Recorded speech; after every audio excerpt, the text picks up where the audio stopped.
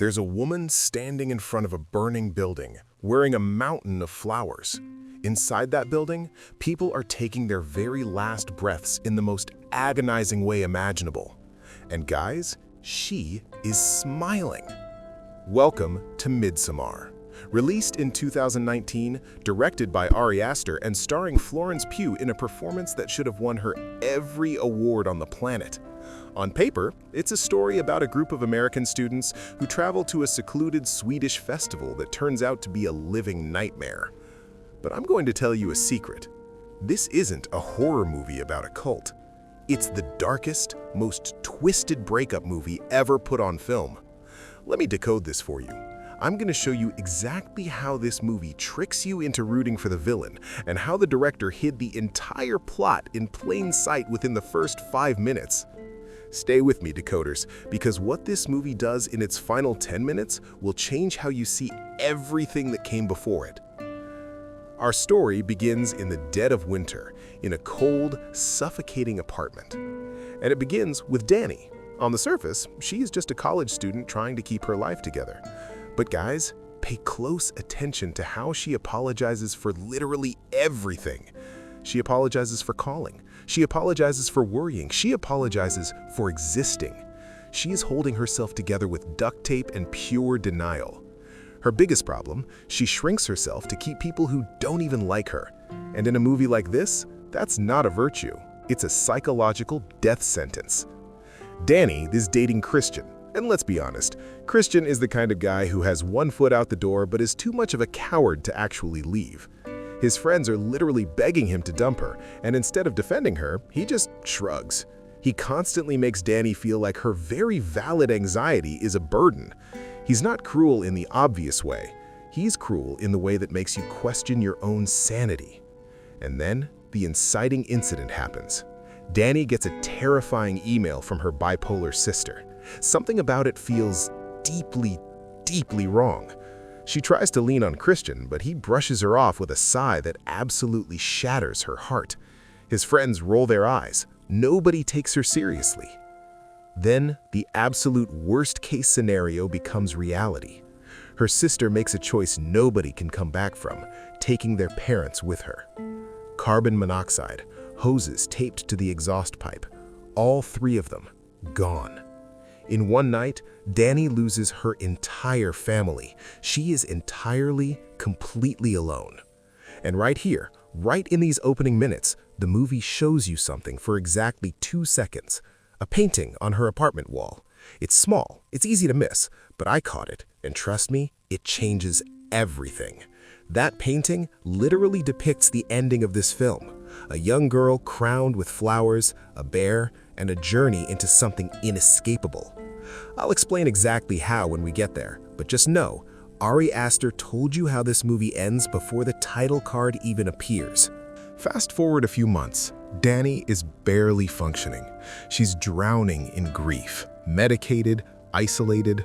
Christian's still with her, not because he wants to be, but because leaving a girl whose family just died would make him look like a monster. And if there is one thing Christian cares about, it's how he looks. Now, Christian and his friends are planning a trip to a remote Swedish commune for a once-in-a-lifetime midsummer festival. Their friend Pelle grew up there, and he's been inviting them for months. Christian never actually wanted Dani to come, but guilt is a powerful thing, and after she finds out about the trip in the most humiliating way possible, through someone else, Christian is backed into a corner. He mumbles out a half-hearted invitation, and suddenly, she's on the guest list. But here's the thing nobody tells you about this scene. Watch Pelle's face when Dani says she's coming.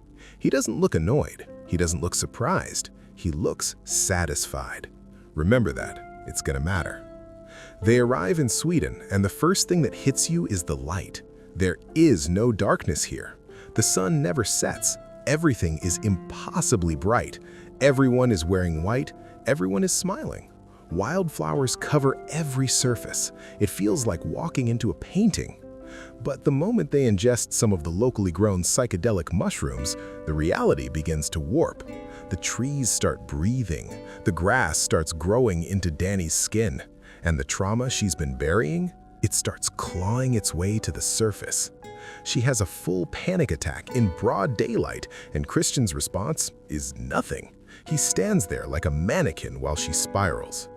Now pay close attention to this detail. It's going to absolutely destroy you later. Notice how Pelle behaves around Dani compared to Christian. While Christian is ignoring her, Pelle is drawing portraits of her. While Christian is rolling his eyes at her grief, Pelle sits beside her and tells her he lost his parents too. He asks her a question that cuts like a knife. Does she feel held by Christian? Does he feel like home? She can't answer, and that silence says everything. A few days in, the festival officially begins with a ceremony called the Ättestupa. The elders of the commune, two people who have just turned 72, climb to the top of a massive jagged cliff. The Americans are standing below, watching what they think is just a theatrical performance, some old Scandinavian tradition, something spiritual and symbolic. But it's not theater. The elders step off the edge. What happens next is absolutely savage. The impact is shown in full, brutal, unflinching daylight. Nothing is hidden, nothing is cut away. And when one of the elders doesn't die immediately, when you can hear the sounds coming from that broken body, the villagers calmly walk over with a massive wooden mallet and finish the job. This scene genuinely broke me. The Americans are screaming, traumatized, begging to leave. Josh is shaking. Mark is about to vomit. Christian just stares. But the villagers, they are completely calm. They explain that in their culture, life is a cycle.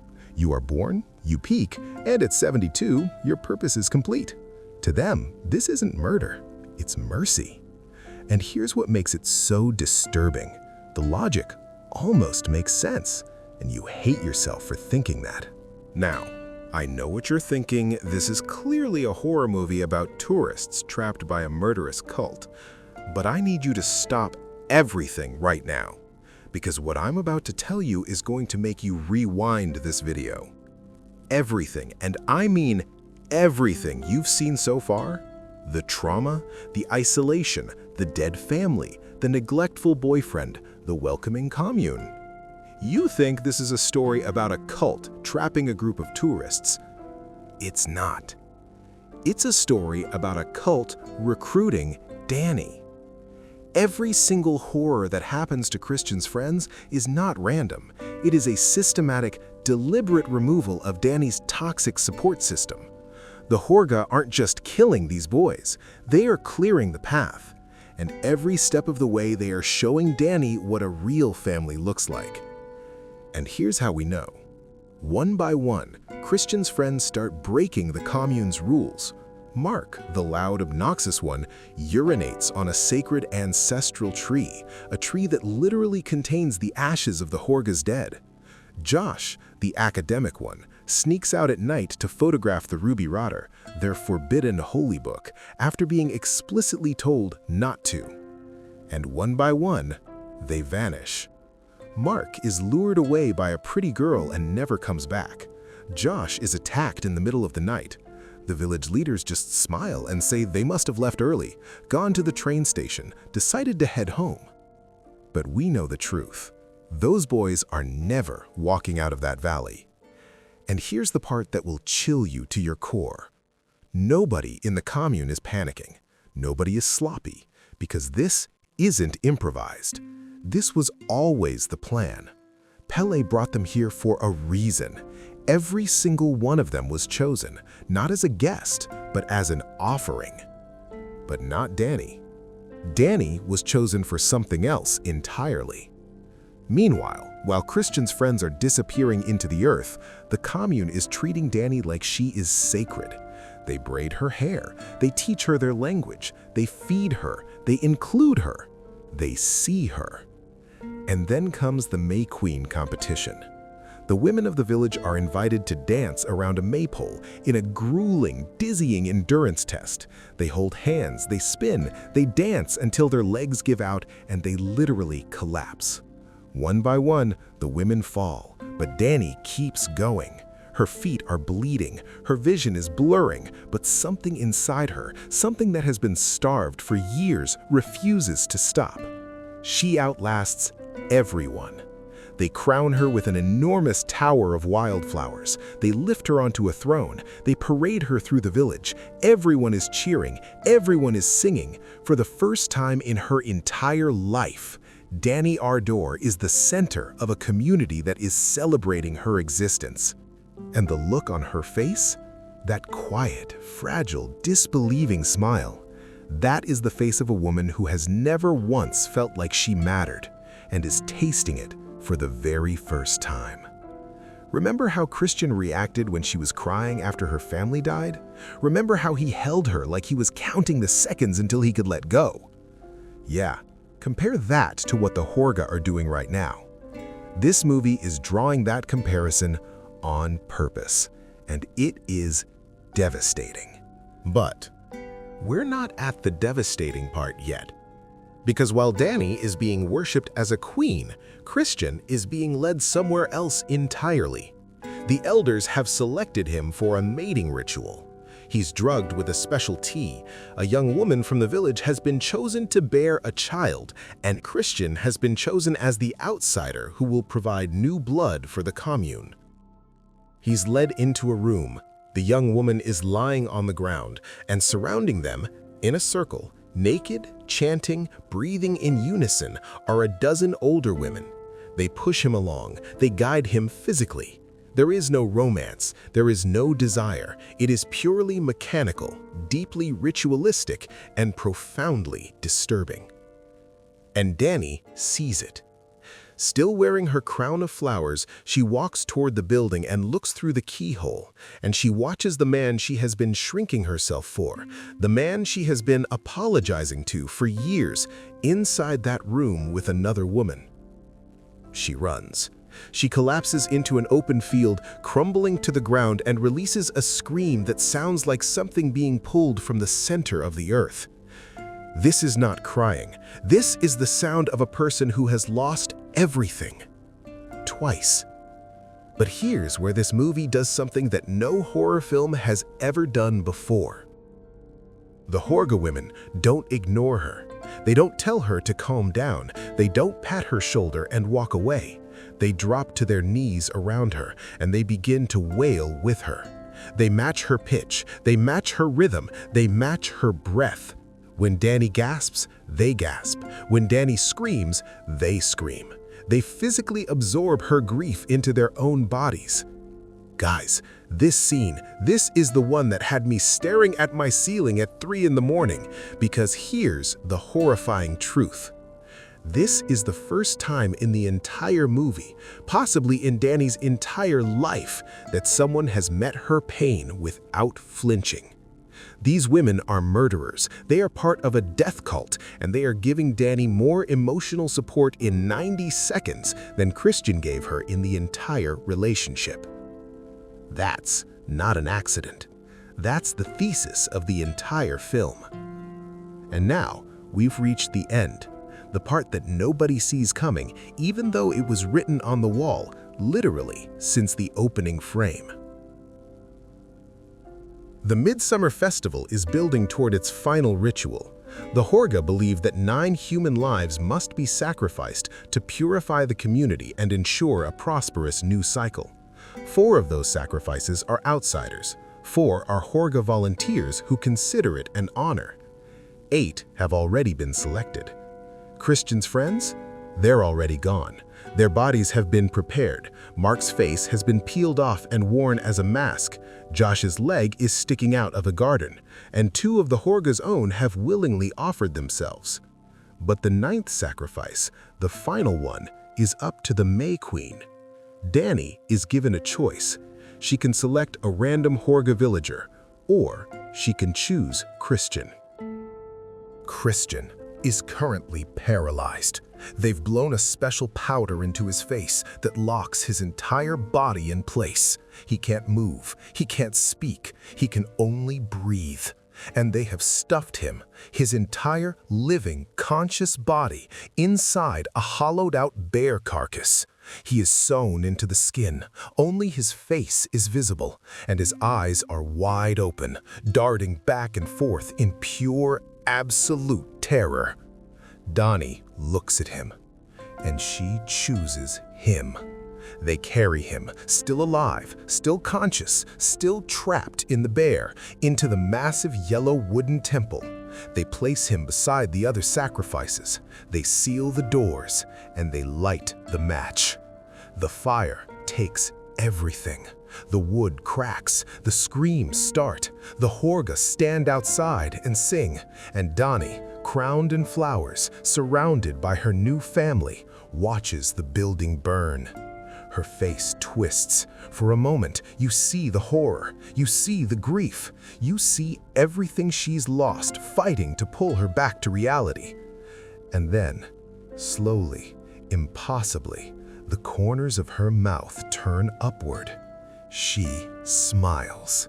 Now here's what I caught that almost nobody talks about. Why does she smile? People say she's gone insane. People say she's been brainwashed. But the answer is so much more disturbing than that, and Ari Aster hit it in the very first scene of the movie. Remember that painting in her apartment? The one I told you to remember? Go back and look at it. It literally depicts a young girl who loses her family, goes on a journey through nature, encounters a bear, and is crowned as a queen.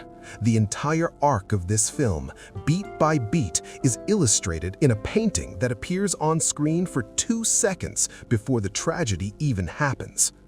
Ari Aster told you how this movie ends before the story even began. The entire thing was predestined. Dani was never going to escape. From the very first frame, she was walking toward that fire. But here's the psychological layer that truly wrecks you. This ending works because it exploits the most primal human desire, the need to be seen, the need to be understood, the need to have someone look at your pain and say, "I feel it too." Christian never did that, not once. He made her feel like her grief was an inconvenience. He stayed out of guilt. He cheated in front of her. He was never going to hold her the way she needed to be held. The Hårga did everything he didn't. When she cried, they cried. When she danced, they danced. When she won, they celebrated. They gave her a throne. They gave her a crown. They gave her a family. A deeply evil, profoundly murderous, horrifyingly manipulative family, but a family that made her feel like she belonged. That's the trap of this movie. You know the Hårga are monsters. You know they killed innocent people. You know they manipulated every step of Dani's journey. But when she smiles at the end, some tiny, dark, terrified part of you understands why.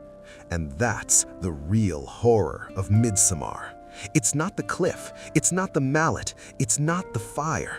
It's the fact that by the time the credits roll, you're not sure if Dani was destroyed or saved. The bear suit Christian burns in, that's not random either. In Norse mythology, the bear represents the untamed, the emotionally inarticulate, the creature that moves through the world without understanding the damage it causes. Christian spent the entire film being exactly that, a lumbering, emotionally absent animal, and in the end, the movie literally turns him into one. She isn't smiling because she's crazy. She's smiling because for the first time in her life, the weight is gone. The grief, the loneliness, the desperate need to be smaller so someone else will stay. All of it burning in that temple. And that, decoders, is why this movie doesn't end when the credits roll. It ends 3 days later when you're standing in the shower and it suddenly hits you what that last shot really meant. So here's what I can't stop thinking about. Was Dani manipulated into becoming a monster, or did she finally find the exact community she needed to survive? Because the terrifying answer is it might be both. Tell me what you think in the comments, because honestly, I keep going back and forth, and I need to hear your theories. If you caught that painting detail before I pointed it out, you're a true decoder. Hit subscribe, because this channel is for people who watch movies with their brains on. And if you think this twist was wild, wait until you see what I decoded in Get Out. That one broke my brain. It's right here. I'll see you there.